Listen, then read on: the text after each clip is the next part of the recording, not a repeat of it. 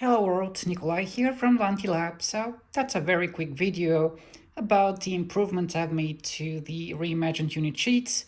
So we're looking at version 6 and here's version 7. So starting with the rebels, we have here the title, which was moved from line 4 to line 3. Now the reason it was on line 4 was to indicate the absence of heavy units for the rebels. And moving it here allows you to line up all the heavy units for the rebels. So in one way you're indicating absence of information, and here you have presence of information. But I believe stylistically it's just a little bit more symmetrical since the Empire has it on the second line, so it's not at the edge. Okay, that covers the middle. Looking at the top, we have a wider leader pool and a bolder font. Looking at the left, we have rearranged a little bit the icons. So now you have your action card split into two sections of 2. So you have your hand, and then next to it you have your recruit deck. And on top you have your starting action cards and discard pile. These of course are lined up right next to each other.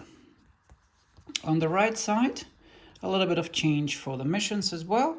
So now next to the missions, there is a new placeholder, and that is for plate returning missions. So that will be all the starting missions, the 4 starting missions that you play. They will take a place next to your hand. And on top you have your draw deck and discard pile, of course. Okay, and the very bottom, if you look at it, by rearranging the space tactic cards, combining them back with the discard piles and the ground tactics with their discard pile, we've been able to free a new slot here in the middle for these scored objectives. This looks like a target marker, so yeah, maybe I should show the other icon as well. Okay, and actually these were the new ones. So take a look. And on the other side, and you may be noticing it's very maybe difficult to see, but the placeholder themselves are a little bit thinner, just a tiny bit. Okay, so this covers the rebels. Let's have a look at the other faction, the Empire. Now the overall layout is exactly the same. There is one minor change here in the middle, and I really wanted to make that for some time. So here, version 6 for the Interdictor, the dice are here in the middle. But the dice, I always wanted to be right there in the beginning, they're not in the middle. I wanted to put them in the middle. And I was able to split the text exactly between those 2 remaining spaces. So now it looks all arranged and symmetrical. Okay, same changes on the top. We have a wider leader pool with a more pronounced font. On the right, we have the actions here. Just a little bit different arrangement, takes less space.